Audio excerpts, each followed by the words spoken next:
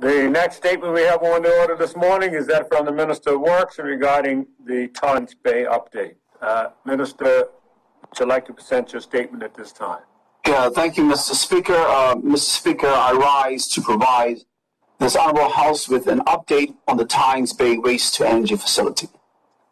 Mr. Speaker, you will recall back in December of 2021, the island was facing a crisis with waste disposal. The full shutdown of the Tynes Bay facility due to boiler failures and the ultimately failure of the baling contingency system meant the islands, unfortunately, had to resort to landfilling for a period of 7 days.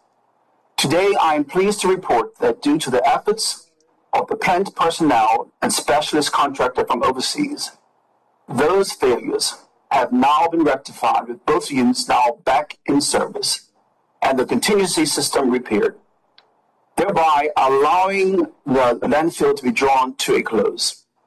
Since November 2021, waste was instead baled and temporarily stored at Tynes Bay Contingency Yard while the boiler repairs took place.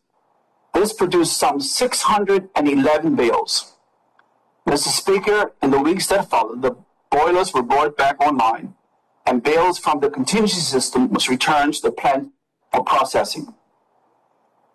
Additionally, about half the material that was landfill was also returned, equating to some 1,668 tons. Mr. Speaker, the Tynes Bay facility is now at the stage of beginning the plant stabilization works mentioned last year. This work will provide extended life to the boilers, which is the most vulnerable part of the facility.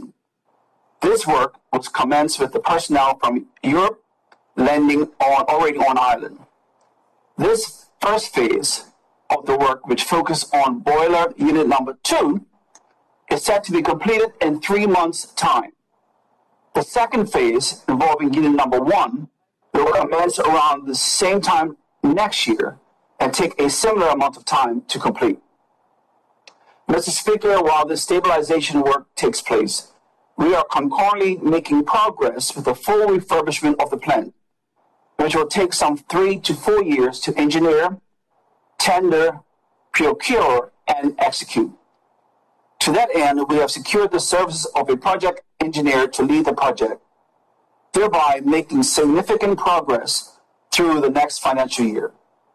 I want to thank again the great Mr. Nazir Wade, plant manager, and the Tynes Bay team for their efforts, and indeed the public for their patience and understanding while we make these necessary upgrades. As always, I will continue to give updates on the status of the Tynes Bay facility as the works unfold.